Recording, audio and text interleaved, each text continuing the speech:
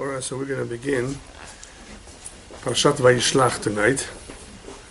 This is a long parasha, and it contains a lot of valuable information, especially that which concerns the relationship between the Jewish people and Esav. If you recall, Yaakov and Esav are twins, but they're very, very different. And not everyone pays attention to those differences. As the Zohar says, when many people learn the Torah, they read the Torah, they think it's just stories. The stories are just on the surface, but there's a deeper meaning behind the verses, behind the words, behind the messages that the Torah is conveying to us. So some of those lessons that are embedded in Torah we'll cover tonight, especially that which concerns this unique relationship that exists between Yaakov and Esav. They go back a long time, and they're still out there, this relationship. So it's important to first keep in mind the famous saying that the rabbis tell us, Maaseh avot siman lebanim. All that has occurred to our forefathers is an indicator, is a sign to the children.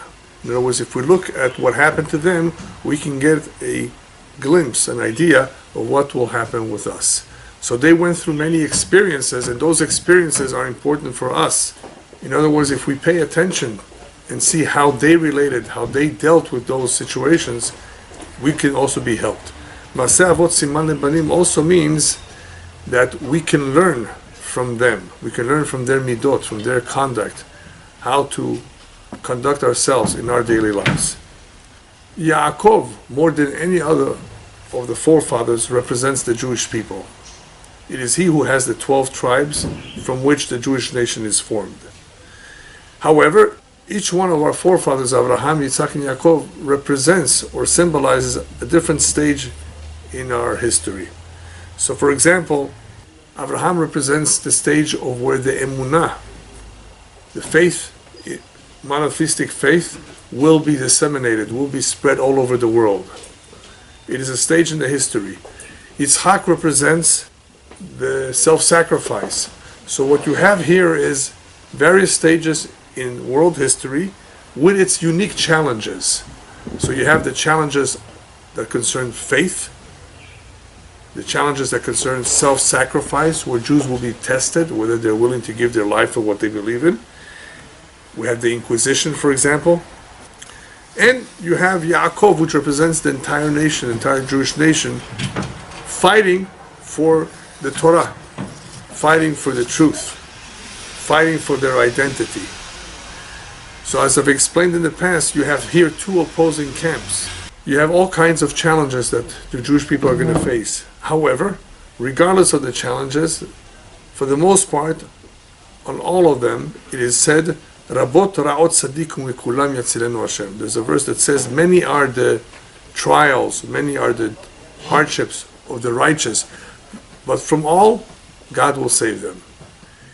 It is the battle, however, that Yaakov has to face with Esav that is different, because that is a spiritual battle. That is not necessarily always a physical confrontation. And that is the more dangerous one of all of them, the more challenging of all of them. Because what you have here is a battle that Esav is waging, or Amalek, to try to disconnect the Jew from his faith, to try to disconnect the Jew from what he represents. Yeah, Esav has a whole completely different philosophy than the Jew, and therefore the two of them are very not compatible. As we get closer to Hanukkah, you can appreciate this, because when you study about the story of Hanukkah, the background, what the Greeks attempted to do was exactly that, was to stamp out any signs of spirituality. Everything was about the physical body. And Judaism stressed, emphasized the importance of spirituality in our connection, in our service with Hashem. So came along the Greeks and decreed all kinds of decrees in order to get the Jews to assimilate to their ways, not only to their lifestyle, but to their way of thinking. And that posed a tremendous danger. What was the danger? Because they were friendly in the beginning. They weren't threatening you physically. Just come to the gym, come and study, don't do this and don't do that. Little by little, they wanted the Jew to part with his tradition and see the beauty in the Greek philosophy, to see the beauty in their way of life. And a lot of people get caught up in this and they think, oh, this is nice, this is interesting. And at first, innocently, they don't see anything wrong with it. But there's always that danger that people will get caught, especially those that are not so knowledgeable and don't appreciate what they have. And they see, oh, this is interesting. Maybe I'll replace what I have with this. Why not?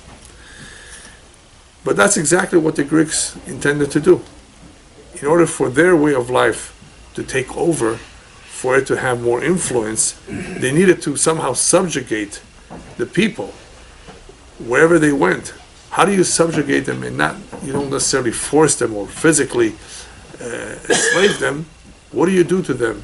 Somehow you convince them, you show them the beauty that you have, and you market it in whatever way you can. And many people went for it, and they became Hellenist Jews, thinking that this is okay, it's compatible. After all, they're not stopping from being Jewish, they're just going to adopt a little bit of this way of life. They're going to speak the Greek language, they're going to study Greek philosophy, but in the end, it poisons their way of thinking. It contaminates the Jewish mind, and as a result of that, they become more and more disconnected from the Torah way of life. If you remember, the main emphasis in Hanukkah is what? Oil. It's the Chanukiah. Why is that so much emphasized in Hanukkah? Of course, there's a story behind it, but why is that so emphasized? Because we're talking about oil. What does oil represent? What does the flame represent? It represents the neshama. And that is why when we put the oil on top of water, what will you notice? That it's floating on the water. It doesn't mix well. So that is the point of what Judaism represents. What the Torah is supposed to remind us is that you cannot mix with anything that is foreign to it. It has to always stay on top. Otherwise it won't burn. Otherwise it won't succeed. If we want to succeed as a nation, if we want to be able to give over those teachings to the future generation, we want to make sure that it's always on top and not mixed. And therefore, this light is emphasized in Hanukkah because that is exactly what they wanted to eliminate. That we should not have that emphasis that we have on the neshama. What is the neshama? What is this all about? So anyway, that is exactly what happened in Hanukkah, and for the most part, that's what happens continuously with those forces out there that threaten the Jew.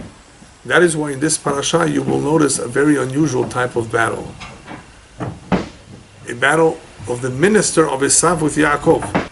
A battle that is very unusual because this is a battle of a minister, an angel, not an ordinary human being, even though it appears to be a human being battling with Yaakov during the night. Right? You remember that? What's going on? What kind of a battle is this? Right before he faces his brother, he has to deal with this battle. And after the battle is over, he limps because he was hit in the sciatic nerve. He was injured. What's this injury all about? And to make things worse, the Jewish people cannot eat the Gida Nasheh. We cannot eat the sciatic nerve. If you want to have filet mignon, you have to remove it. You have to know how to remove it, and since it's very, very costly, it's time consuming, not everybody knows how to remove it. We have few experts in this area, so a lot of people don't eat the back portion of the animal where the sciatic nerve runs. So what's this battle between the minister of Esav and Yaakov? What does this represent? It represents the battle between Sheker and Emet, between that which is false and that which is true. Sheker and Emet. And ask yourself, why are there so many wars to begin with? Why can't everybody just live the way they want to live, believe what they want to believe? Why are some empires or some nations so insisting on imposing their way of life or their views on others? Let everybody live the way they want to. Well, obviously you're going to tell me, well, they want to subjugate them, and if you're going to be very, very different than them, then you won't be able to have so much control over them. Yes, that's true if you want to subjugate, but why do you want to subjugate them? So much so. Taxation, I can understand somewhat, but to subjugate them in a way that they should convert to your faith, that they should be like you, why? Perhaps there's something nice about what they do. Why not let everybody live the way they live, the way they want to be, what they want to believe? The answer to that, the real answer is, because this is a continuous battle between sheker and emet. When sheker, when the false one sees emet, or sees something that is a threat to it, it cannot take it. The Jew has always been a threat to those who teach or preach something completely different. They realize that if they want to succeed, if they want to survive, he won't let them. The Jew was a threat to them. And that is why you have all these wars. War which is really many, many times a battle between sheker and emet. Which is the battle that is most along these lines? The battle that Christianity has had for all these years. After the destruction of the Second Temple, by whom? By Rome. Who is Rome? Edom, Esav. What do you have after the destruction of the Temple, the Bet HaMikdash? You have a new religion called Christianity, which you didn't have before. All of a sudden, Esav wants to be religious. He wasn't. They were pagan. But I have a whole lecture about that. Why is Esav all of a sudden becoming religious? Why is a religion being formed right now that is closer to monotheism than what was there before? So here you have a new religion that is trying its best to disseminate its teachings all over the world. And if people do not buy it, then they tried force. Just like Islam did. If you didn't buy into it, you didn't live by it or agree to it, then they were prepared to kill you. They went after you. Whether it was jihad in Islam or whether it was the Crusades, all the various wars that they waged against those who did not believe like them. And that's what the Jew had to face. That was one of the challenges that they had to face when the Christian did not succeed in convincing, in proselytizing the Jew. Then he used force. And that is why we had the Inquisition and all the various challenges, the many pogroms, where they threatened entire communities and killed thousands upon thousands of Jews and others as well, in trying to preach their way of life and what they saw fit for humanity to adopt. The Chafetz Chaim says something very, very interesting. He says, the minister of Esav is not bothered by the chesed, the kindness of Abraham. He's not bothered by the self-sacrifice of Yitzchak. He has no issues with them. Who does he bother? Who does he go after? Yaakov. He's bothered by the Torah of Yaakov, which is what we've been talking about. That is exactly the problem here. It's the Torah, it's the way of life, it's the way of thinking.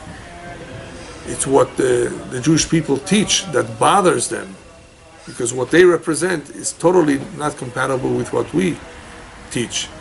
So as long as the Jew was alive, it bothered them. How could he still be alive? The survival of the Jew meant that what they were doing was wrong, because according to them, they would not survive, they would not exist for too long. They would eventually be eliminated one way or another.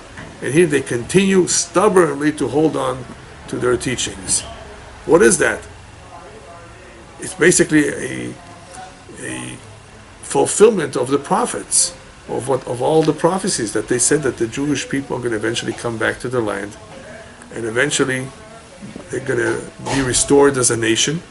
If that's the case, then what they're saying is true.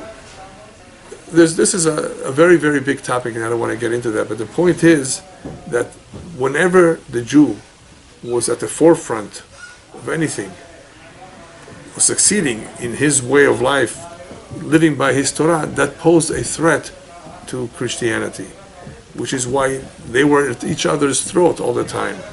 It bothered them that he was succeeding in his way of life, where according to them, he was completely in the wrong.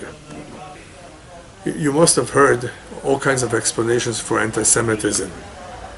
Anti-Semitism has deep roots, goes back a long time, but the main explanation that they ignore is not because they're jealous of us or because we stand out in our closed way of life, that we don't mingle. These are all excuses, even though there's some truth to that. The main reason behind anti-Semitism is Halakha Esav Sonet Yaakov. Halakha. The rabbis tell us that's the halakha. In other words, ever since the Torah was given to us, especially since then, Esav hates Yaakov. It's the two camps that cannot get along with each other. One cannot tolerate the other. That's the main reason. Okay, if we were to do the right thing, then the fact that Esav hates us wouldn't bother us. So he doesn't like us, but if we were to do the right thing, we would follow the Torah, then we wouldn't have any troubles whatsoever. Hashem would protect us. The problems begin when we don't follow the Torah. What kind of problems? Esav has a good complaint. Yaakov took my blessings. He doesn't deserve the blessings if he's not conducting himself according to the ways of the Torah. So our blessings were conditioned on this important point. So if Esav is going after us, we should be concerned that perhaps we're doing something wrong and not just blame him. Why? What do you want from us? Perhaps it is with us that something is not right. Even though I'm not saying that he's right, he's definitely wrong. He doesn't give him the right to hurt people.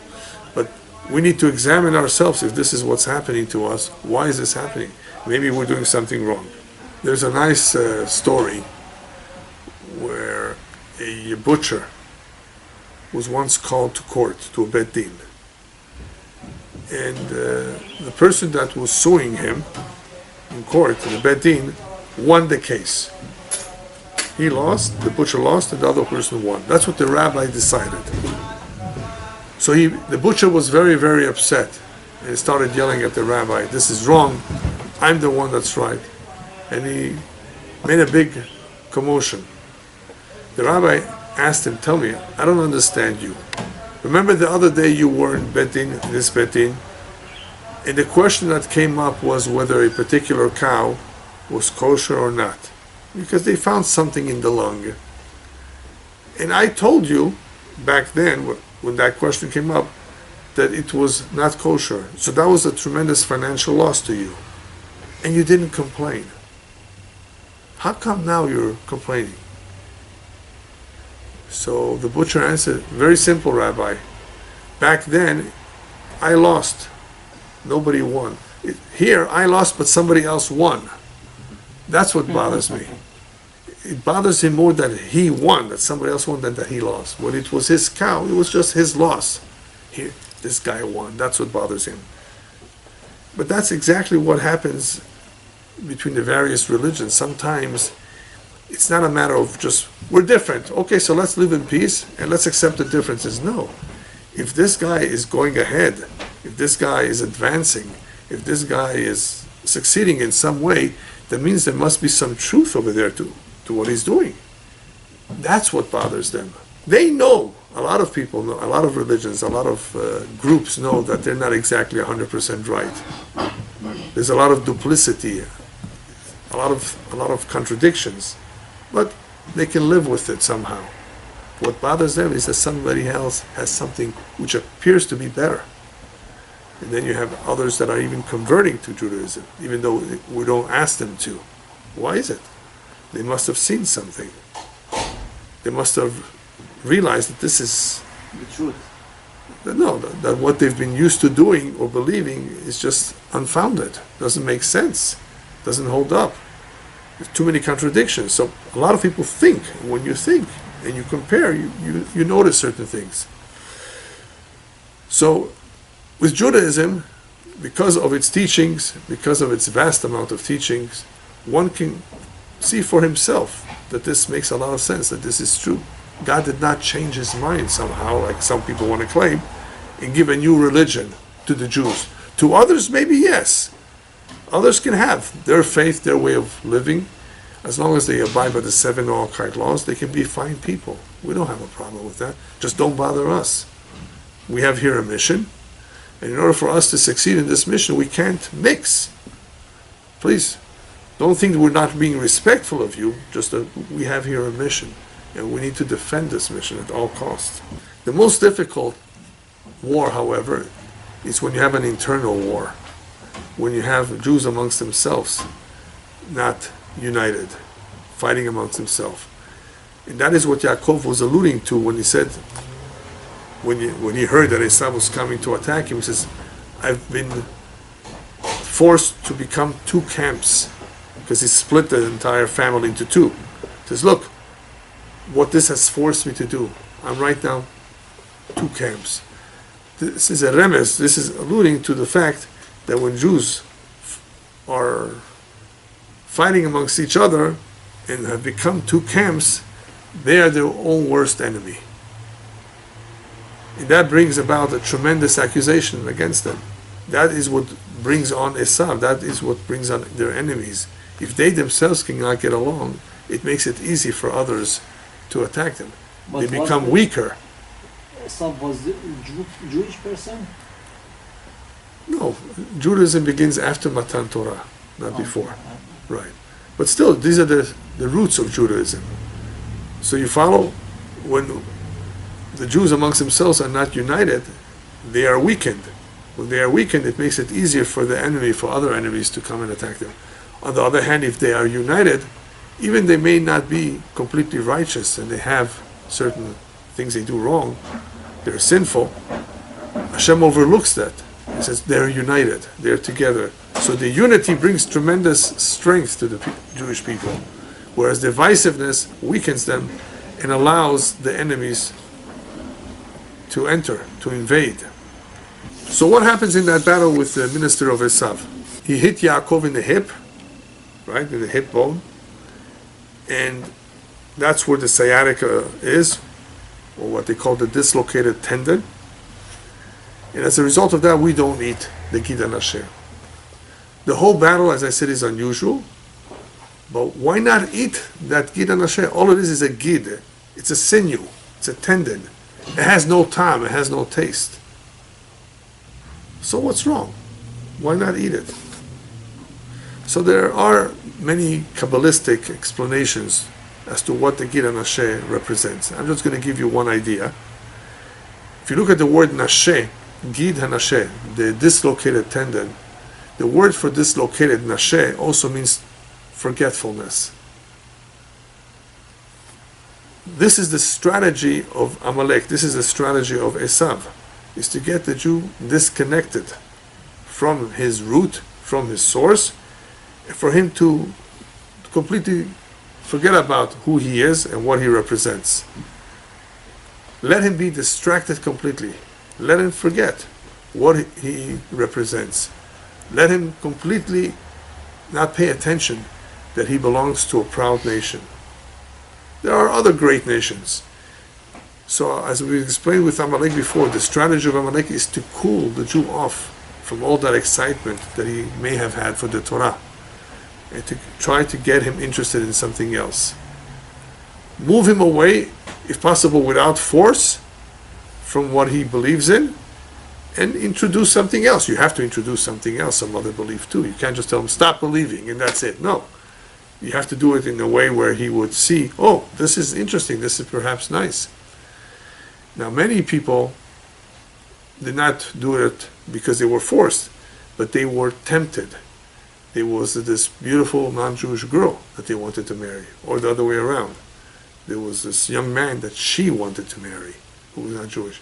So sometimes, because of some temptation, not by force, they were lured into letting go of their tradition.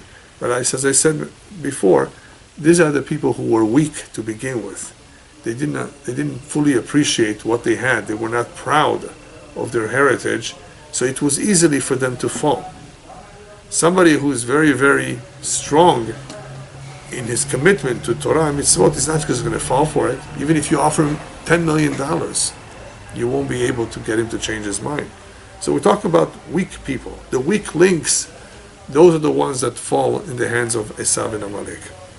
So Gid HaNasher represents that dislocated tendon, trying to get the Jew to dislocate himself, if we can borrow that word, from his people, from his identity, from what he represents, and make him forget that this is anything but special.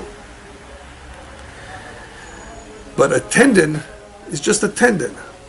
What's the big deal with a tendon, you might ask? But you know what a nerve does. What is the importance of the nerve? What's the function of the nerve in the human body? It transmits pain right? Amongst other things, to the brain.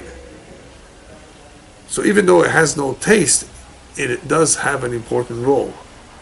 So what it transmits to the brain. So this is symbolic in reminding us, look, he hit that particular spot where the nerves will transmit to the brain. The brain will become affected by these teachings or by this new lifestyle. This is where the danger is. So even though we were always threatened physically as well, it wasn't so much the physical danger as the spiritual danger. The spiritual danger was always a greater danger, because physical danger means somebody dies, but at least the religion remains. Spiritual danger means that you have people who are alive, but they're spiritually dead, and their children and their grandchildren, what will be taught and transmitted to the next generation will be completely diluted. So this was always a greater danger, because from the physical danger, Hashem promised already that He will protect us as well. Even though a lot of people got killed, you had a Holocaust. But there's rebirth. People are born again. But spiritual danger means that you have a whole mission here that is going to stop. If you have too many Jews that go away, that move away from this mission, then it doesn't get done, the work doesn't get done. So that was always a greater danger than the physical danger. So even though all it is a tendon, all it is a sinew, it is a symbolic interpretation, or I should say symbolic description of what Esav was trying to do. He hit that spot because he wants us to forget our identity. Now that we understand what the strategy of Esav was, you can appreciate why the rabbis decreed, as you mentioned earlier, all kinds of harchakot, all kinds of halachot to maintain safe distance from the non-Jew. Not to eat certain foods, the wine and the like, even though it's kosher. All of this, the intent was that we don't mingle too much, that we don't get too close, because it could lead to assimilation or intermarriage. But I have to repeat, nothing wrong with the people. It's just that if we want to preserve what we have no choice. Because human beings have feelings, are very, how should we say, very easily convinced. You can pressure people in a way that you can convince them to do almost anything. A human being is not made out of stone. With money you can bribe him. Good looks can definitely go a long way in producing all kinds of results, and some of them are not so good. Some, not good results. So you have to be careful. The Chachamim understood the psychology of human beings, how frail they are, how they can easily fall, and they said, listen, for your own good, for your own benefit, in order that you keep a distance, we decree so and so, and that's what we have to follow. Nobody should ever say it's not going to happen to me. It has happened to the best of people. So the Chachamim knew what they were doing, so we have to abide by these laws in order to preserve our Torah. We have no choice. We respect every human being as long as they don't hurt us, they don't bother us. Why not? We accept everyone. But please realize that we were trying to protect what is ours. That's all. That's all we have in mind when we have those distances. If you look at our history, unfortunately, many people, many Jews, somehow were influenced by alien philosophies, and they veered off the path.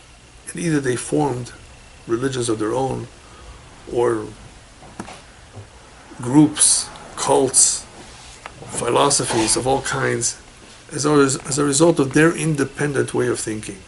Now, there's nothing wrong with being independent and creative in your thinking, as long as it's compatible with the Torah. But they came up with all kinds of ideas that are foreign to the Torah. That's where you have reform and conservatism. The Torah says in advance, this is going to happen. You're going to have false prophets. You're going to have people from amongst you, from your midst, that will attempt to make changes, to alter the Torah. Remember, this is wrong. I'm telling you now, Hashem says, don't listen to them. They're false. I never sent anybody to tell you this. I'm letting you know right now that this Torah will remain the same forever. So isn't it clear, black and white, that the Torah did not change? The statement was made very clearly. So you cannot say later on, God changed his mind. He said, I will not. He said in advance that there will be false prophets. So if what he says, if what he teaches is not compatible with the Torah, goes against an established halakha in the Torah, a mitzvah, then you know that he's a false prophet. It can't be that what he's saying is truthful. So what do? How do we protect ourselves from being contaminated by all these thoughts? After all, I mean, any human being is prone to absorb all kinds of things from other cultures. No one can say, I'm completely safe. So what can we do to defend ourselves, other than, of course, not mingling with them? The rabbis tell us a very famous saying: don't blame the mouse for entering the house, blame the hole. La achbara ganava, chora ganava. The way the mouse was able to get through is the hole. You left the hole. There's an opening. So it's not the mouse that's the problem here, that he was able to get in. It's the hole. Had there been no hole, then the mouse would not enter. What does this tell us? That somehow we have openings. We see things, we hear things, and if we don't seal those openings, all kinds of things are going to get in that should not get in. And it's hard to eliminate them once they've gotten in. So how do we seal the hole? What's one thing that we can do to seal the hole? I said one thing because there's many things that need to be done, but one thing that is important for us to do in sealing the hole is the name Yisrael. If you look at this week's Parasha, somehow Yaakov receives a new name. The name is no longer Yaakov, it's Israel. Now, it doesn't mean that Yaakov is cancelled. Yaakov still is retained as his original name, but it is supplemented with Israel. And that is the way the Jewish people are called, Israel. What's that all about? And by the way, who gave him that name? The angel of Esav. You have fought with an angel, and now your name will be Yisrael. Well, what does Israel mean? You're a prince. You're a prince of God. You're a sar. In other words, you have a very important title. You know who you are? The fact that you were able to defeat me, that means you have tremendous strength, tremendous potential. It means that you could win the war if you really want to. The war of emet against sheker, of truth against falsehood. This is the strategy that you have to have in mind when fighting Esav. Be Israel. Remember that you're a prince. Remember that you are a chosen nation. Remember your identity and your mission. Those, therefore, that are not proud of their Judaism, that are embarrassed to be Jewish, they are the ones that are keeping that hole open. That's where the problems begin. If you would be proud of your Judaism, if you would be proud of what you represent, and you would understand the importance of this mission, then there's no real opening there. There are still potential openings. Obviously, you have to be careful where you go and what you hear and what you see. The eyes and the ears, of course, could lead one into trouble. But this particular hole has to be sealed. Remember, you are Israel. You're not anymore Yaakov, the heel, the bottom. Even though we are called Yaakov when we are in the exile. That is the title that the Jews have because we're in exile. So we're not what we could be. We have no temple. But still, in reality, our title is still Israel. We're still the prince. We're still Hashem's children, as long as we follow the Torah. So if we remember that, and we're proud of what we do, and we're happy to be who we are, then that will be a tremendous benefit to us in helping us protect ourselves from any mice that may want to enter, any bad influence. So this is the way to defeat Esav, is for the Jew to remind himself, why should I go for this philosophy? Why should I change? What I have is much better. I'm proud of who I am, proud of what I have. Why should I change? But those who do not have an understanding of what they have, You offer them some money, like some of the missionaries do, and that is how you get them to fall. The greatest danger, however, that one has from an enemy is b'shata sakana. During a time of danger, the rabbis tell us, that is the greatest potential for harm. In other words, when one goes to a battlefield, when one is in any dangerous situation, hasatan mekatreg. The rabbis tell us, hasatan mekatreg b'sha'ata sakana. The Satan accuses the individual during a time of danger. What does that mean, he accuses? It means that the ledger upstairs is open, the pinkas is open, and they examine, should we perform a miracle for him or not? Should we protect him? There's mines, there's bullets flying. So during a time of danger, that is when you have to be very extra careful from any accusation. So don't therefore put yourself voluntarily into a dangerous situation. It's okay, Hashem will protect me. No, because even if they do perform a miracle on your behalf, if you didn't deserve the miracle, they will subtract it from your merits upstairs. So you don't want to go. Now, if you're a soldier, you have no choice. You're going to be going into the battlefield against your will. But if you have a choice, then avoid danger, avoid dangerous situations, because the books, the ledger will be open anytime a person is in danger. Should we perform a miracle? Should we protect him or not? Where do we see this in this week's parasha? With Yaakov and Rachel. Yaakov is in danger. He's about to be attacked by Esav with 400 men. This is a shata sakana. That is when that angel came and fought with him. This is a very critical moment. There's accusations. Yaakov was away from home for a long time. He didn't fulfill the mitzvah of kibud avayim. He took all those blessings from Esav, and perhaps he doesn't deserve them. Perhaps he's not doing anything right. That all leads to accusation. What happened with Rachel? She died at childbirth. Childbirth is a dangerous time. A lot of women have died. A lot of women have died at childbirth, giving birth. Therefore, you need extra merits during those times. I'm not going to get into why Rachel died at that point, but this was a very, very critical time. So what happens when the Jewish people are about to enter Israel? On 4 occasions, Amalek attacks. When? Just when they're about to enter Israel. 4 times this happened. The first time was Yaakov is going back to Israel. Who does he meet up with? Esav.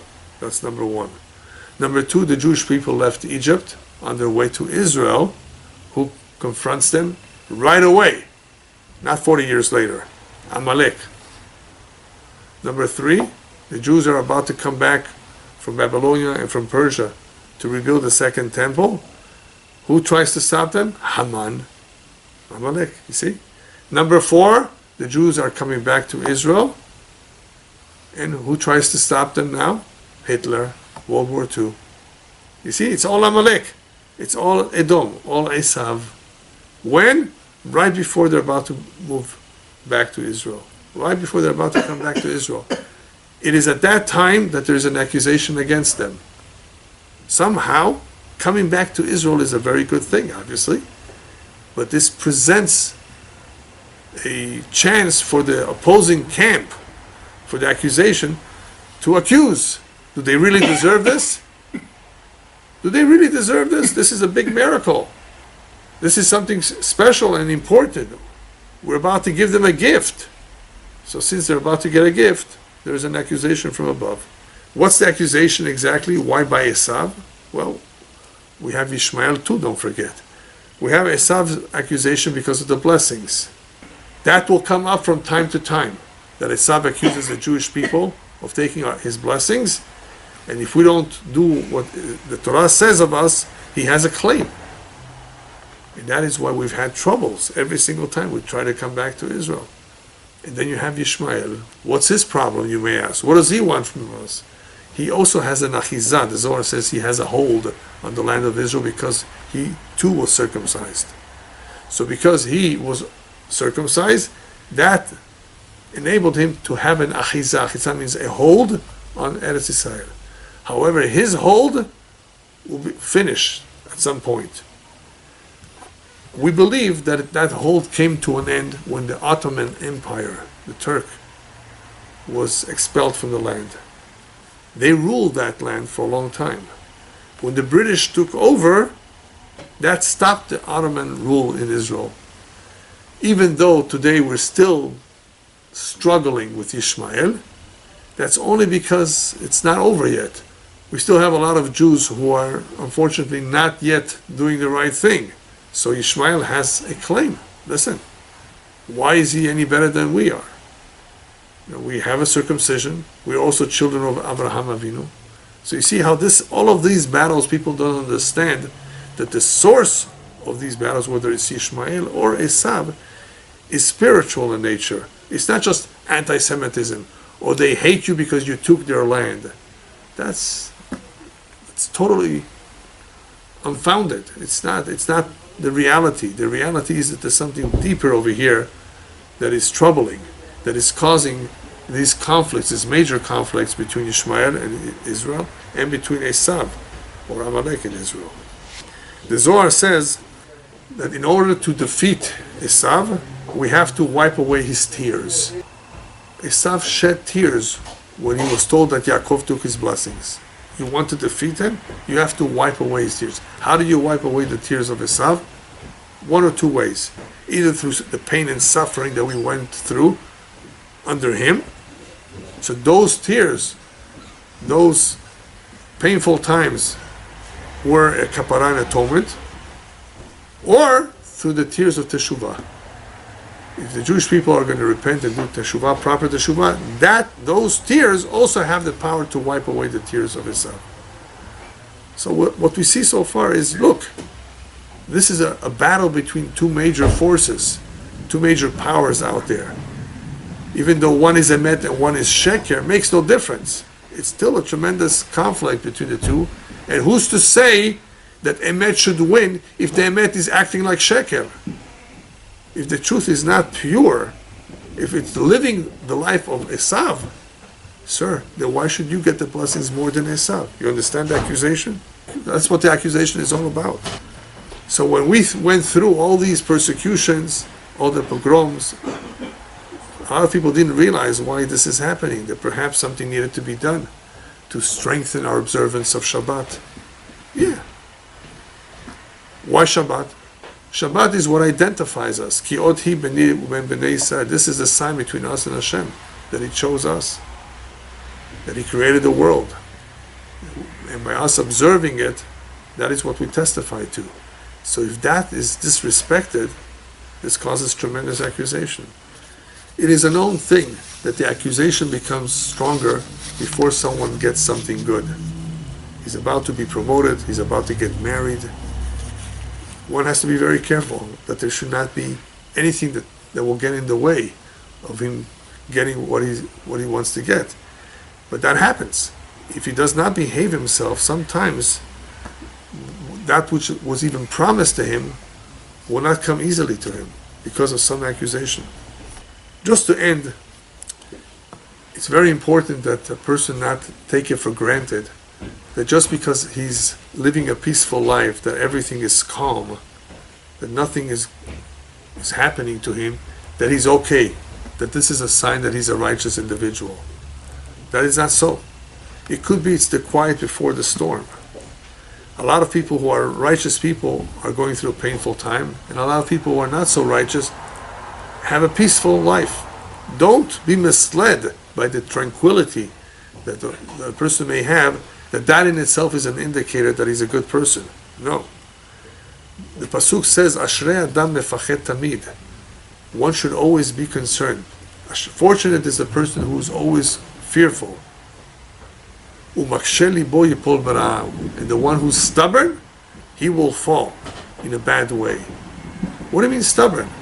Thinking that he's right, thinking he didn't do anything wrong. No, be careful. Ashrei Adam mefachet tamid. Fortunate is the person who's always fearful that perhaps he did something wrong. Perhaps he's not deserving of all this good. Why is Hashem being so kind to me? Perhaps, God forbid, He's giving me all the credit in this world and nothing in the world to come. That is a possibility. For one good deed that a person did in this world, he might get everything for it here and nothing there. That would be terrible. So we don't know why Hashem does certain things, but we have to be concerned always that perhaps we didn't do something completely right, and there's always hopefully time to repair it. That's what the Teshuvah is all about. Is that we should take the steps necessary to correct something if we suspect that it may not have been done right in the first place. I'll give you a quick example. I mean, we don't know whether we hurt somebody's feelings or we did something wrong to someone. We don't always know that, unless they tell us. So that is why it's a good thing to go over to people on Yom Kippur, before Yom Kippur, on Rosh Hashanah, whenever you can. Do you forgive me? Just in case I hurt your feelings, I said something to you, I insulted you, and if there's anything that I did that perhaps I'm not aware of, please let me know. Do I owe you money? Things of that nature. This is a good practice. In this way, you're giving yourself a chance to correct past mistakes. Don't wait for people to approach you, because they may never do so. Either they forgot, or they're embarrassed, or they don't want to have anything to do with you. So you may never find out about it. It's a good idea for a person to be mefahed tamid, to always be concerned. Perhaps there's some unfinished business that he has to take care of. And the same thing with the Yetzer Hara. The evil inclination is really the biggest enemy of all of them. Even though here we were talking about Amalek being a tremendous threat against the Jew, and they are, until Mashiach comes, they will be the biggest threat. But that's as a nation. We have a power, we have a force within us that's called the Yetzer Hara, the evil inclination, which is constantly with us from the time we are born until we leave this world, that is always trying to get us. That is his job, to get us, to make us stumble. But just because that's his job, it doesn't mean that you can't win. You're never going to be given a powerful negative inclination that you can't control. If you have a challenge, that means Hashem knows that you can handle it. Otherwise, he wouldn't give it to you. It's not fair. So when it comes to the battle with our evil inclination, the rabbis tell us the best strategy for that is always be on the offensive. Always take the initiative.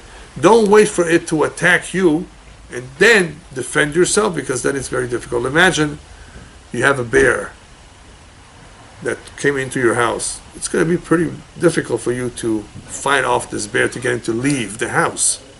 But you can lock up the door, close the windows in such a way that you won't let him enter your house. It's easier to defend yourself when the animal or when the threat is outside than once the threat is inside, right? So the rabbis tell us, don't wait for the Yetzer Hara to come in and say, I'm going to watch all these bad movies and then I'll deal with them later. It won't affect me. No. Don't watch them to begin with. Don't put yourself in that situation where you're going to later on have to fight them off. Don't let them enter. So take the initiative, always go in the offensive. How do you go on the offensive with the Yetzer Hara? You always do good things. You always do positive things. Because challenges will always be. There will always be challenges. But at the very least, when we take the offensive, to always be honest, to always be truthful, to always do the right thing, to only say good things and not talk negatively about others. In other words, we're always doing the tov, then we will be strengthened in this way and be able to fight off that which is bad. And last but not least, since we're only human, the rabbis tell us, L'olam yakdim adam tefillah letzara.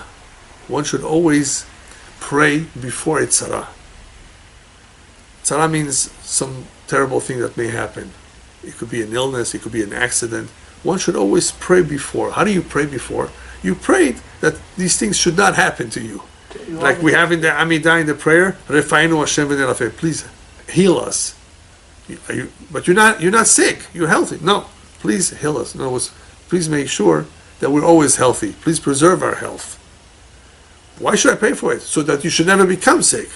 Why? Because once you become sick, once a person is in prison, once he's become sick, once he's already in trouble, he's already being sued in court for him to now win, for him to now get out of his predicament, requires a lot more effort in Shamayim, to beseech the heavens, to get the best attorneys, to get the best doctors. It's a lot more difficult. Then you need a lot of zechuyot to get out of trouble. Don't get into trouble to begin with. Stay out of trouble. So therefore, always pray ahead of the tzara, that you should never come to the tzara. And obviously, that is part of our prayer every day, that Hashem should protect us from the Yetzer Hara. Don't befriend the Yetzer Hara on your own, right? Don't look for trouble. Don't become his friend. But if he comes your way, for that, do your best to avoid him and pray. That is why it's very important to regularly pray to Hashem that he should be on our side and help us avoid any potential trouble, and give us the strength to continuously fight the Yetzer Hara, and give the strength to the Yetzer Tov, so that we should be able to continuously do only good things.